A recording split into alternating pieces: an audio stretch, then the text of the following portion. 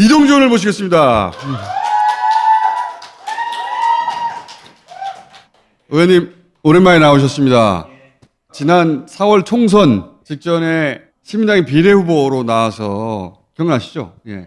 이제는 국회의원이 되어서 네, 다시 모셨는데, 반갑습니다. 이동주입니다. 예, 중소상인 자영업자 총연합회 부회장 출신으로 지금 을지로위원회 의원이시기도 하고, 오랜만에 의원을 모신 이유가 이론이 아니라 중소상공인들, 자영업자들 입장에서는 이 소위 선별과 보편을 어떻게 피부로 느끼냐. 네, 4월 작년이죠. 코로나 피해를 호소하는 상인들을 만나는 게 제 선거운동이었고요. 근데 기대가 굉장히 많았었습니다. 네.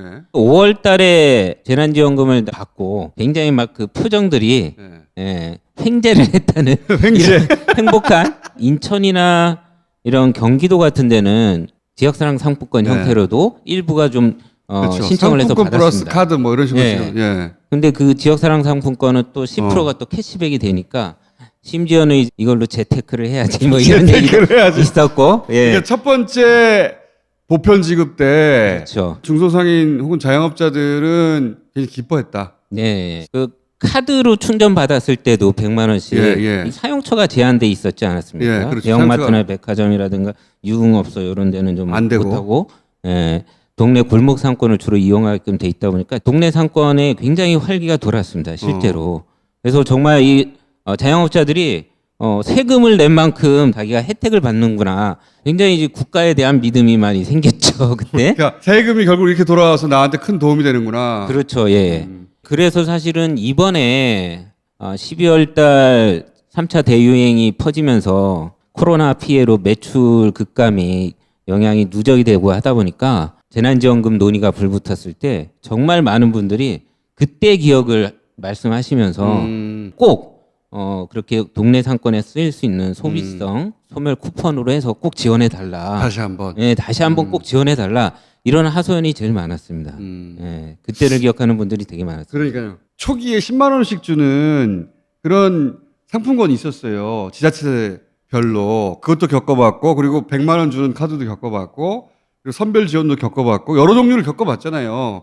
겪어봤더니 이 보편 지급이 가장 자기들한테 도움이 됐다. 네, 예. 사실은 8월 국회에서부터 제가 지역사랑 상품권 30조 발행을 강력히 주장을 했습니다. 약간 쑥스러우세요? 작년에도 총 9조를 발행을 했는데요. 20년도에. 근데 원래 그런 계획이 없었습니다. 3조 정도만 발행을 하려고 했다가 총 9조가 발행이 됐거든요. 네. 올해 21년도에 지역사랑 상품권을 30조를 발행해야 된다라는 강력한 좀 주장을 했었고요. 그게 이제 공감대가 많이 이루어져 갖고 실제 올해 15조 발행하는 걸로 정기국회에서 예산이 반영이 됐습니다. 지역사랑 상품권은. 예. 근데 그 15조가 다 국가의 재정으로 발행이 되는 게 아니고요. 발행 비용은 1조 8천억 정도만 국가에서 쓰입니다. 여러분들이 100만 원어치 사면 10만 원 정도 캐시백을 주는 그 10만 원 정도에 대한 보조금, 지원금 형태로 1조 8천억이 실제 국고에서 나가는 거거든요. 그러니까 1조 8천억 정도의 돈을 써갖고 15조의 이상의 이런 현금 유동성 흐름을 만든다라는 게 이 지역사랑 상품권의 가장 큰 장점입니다. 그래서 그것이 본인의 노력으로 이루어졌다. 네, 부끄럽지만 제가 좀 주장 강력하겠습니다. 그래서 올해 21년도에 지역사랑 상품권이 전 국민들한테 이제 지급이 되기 시작하면 그런 효과는 또 분명히 볼 것이다라고 생각을 하고 있는데 이 고통 속에 빠져 있는 자영업자들을 위해서 맞춤형 지원으로 먼저는 맞춤형으로 하고, 그리고 이제 보편을 그 뒤에 한다는 거잖아요. 그렇죠. 예. 원래는 한꺼번에 하자는 논의도 나왔는데 맞습니다. 예. 연휴 이후에 순차적으로 하자 이렇게 네. 논의가 바뀐 이유가 뭡니까? 재정당국 기재부야 뭐 선별 지원 위주로의 어떤 입장을 항상 그래왔고. 견지를 해왔고, 근데 이낙연 당대표가 같이 가야 된다. 맞춤형 지원과 전국민 재난 지원이 같이 가야 되는데. 당 대표도 이번에는 둘 다 같이 가야 된다고 했다가 네. 연휴 지나고 나서 네. 순차적으로 가자라고 조정이 됐더라고요. 예. 그 내막을 알 만큼 그 고위층 회의에 못 들어가십니까? 네. 제가 뭐 들어가지는 못하고 있는데요. 당 대표, 경기도지사 다툰다 이렇게 생각하는데 그것보다 큰 구조가 있어요. 일단 순차적으로 하자 이렇게 조정이 된 것으로 알고 계신 거죠? 예. 네. 그래서 실제 총수님이 말씀하셨던 것처럼 큰 더 흐름이 있다고 보고요. 코로나 피해 관련된 손실법들이 제출될 예정인데 여야를 막론하고 30개 이상 40개 가까이가 그 한두 달 사이에 제출이 됐습니다.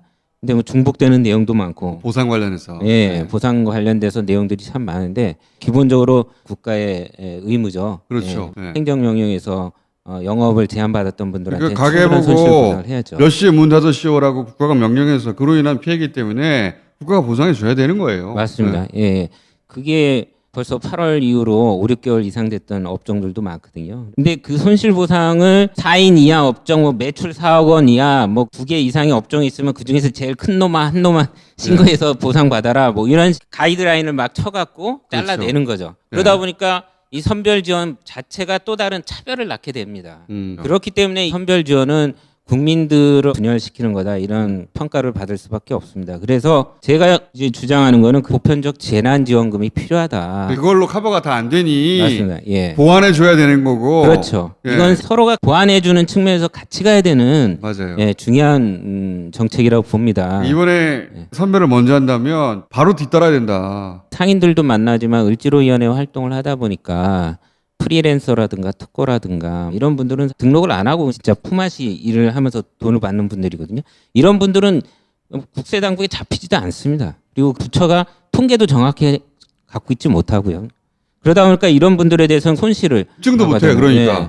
이런 분들에 대해서 어떻게 줄 것이냐. 그래서 그분들은 재난지원금을 형태로 줘야 되는 거거든요. 제가 쭉 말씀을 듣다 보니까 의원님 되신 지 얼마 안 되셔가지고 아직 자기 자랑이 약해요.